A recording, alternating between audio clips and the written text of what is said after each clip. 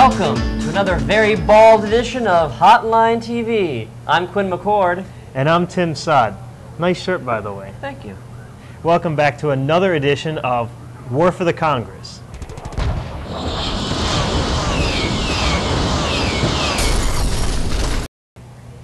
Tuesday we had some primaries that were too hot to handle, just like you, Tim Sod. That was awkward.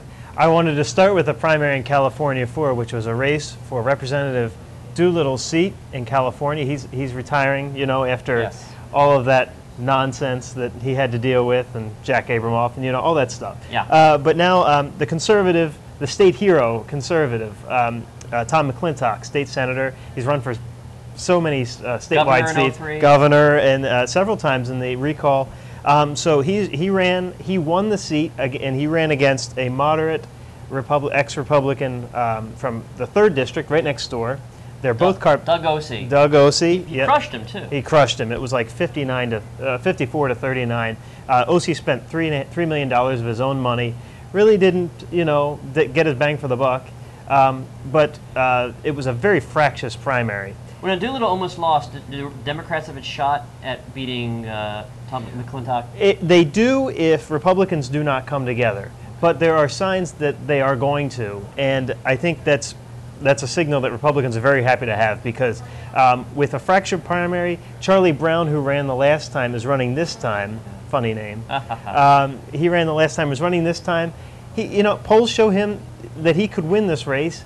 I think if McClintock pulls the Republican Party together, he could. What about the Garden State? I love New Jersey. I love it too. And you know, we had some of the similar problems there in the 3rd and 7th districts. They both had very fractious primaries again. Both sides are showing signs of pulling together on the Republican side. Democrats in each one of those districts Democrats are united in each one of those districts, one candidate each. They each are sitting on $1 million. Republicans are going to have an uphill battle in both districts and are going to have a very tough time. And Quinn, I think the phrase, if you fail, try again, rings true in the Montana primary. What happened there? Well, I'll tell you, Tuesday was really a terrible day for the NRSC.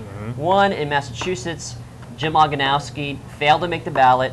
So, I mean, it was always a dark horse race, but I mean, at least they kind of liked him. They'd put out some press releases attacking John Kerry. I mean, the NRSC has to go somewhere, and so Massachusetts is now falling off the radar screen. Montana and Iowa, again, these were such long shots to begin with. But even then, the mildly favored candidates, George Eichhorn in Iowa and Kirk Bushman in Montana, they lost their primaries. The winner in the Montana primaries, everyone knows by now, is good old Bob Kelleher. He's 85. He's run for about, over 35 years for like 16 offices. Every 2 years he runs for something else. He always loses. Every state has a character like this. Yes, they do. Like Frank von der Sar in Alaska, and yes, they do. Dick Franson in Minnesota. We could go on and on, but he actually won the primary with 36% of the vote. And it's what happens when you have no real candidates with any money, and people just vote for the name that looks most normal for them, which in Iowa was Christopher King, obviously a very, very generic name. Yes. And Montana House had a surprise candidate on the Democratic side, someone that didn't spend a dime, and is not going to spend a dime in the general election either. Yeah. I guess that's a selling point. But the presidential election race, the presidential primary there helped him win. Sure. Increased turnout. Obviously not the case in the Republican primary. So the Montana races have moved from down the radar screen to off the radar screen. But it looks like we've run out of time for today's show. But luckily there are more primaries next Tuesday, which means you may be seeing us again. Lucky us. But for now, I'm Tim Sod. And I'm Quinn McCord. We'll see you next time on Hotline TV.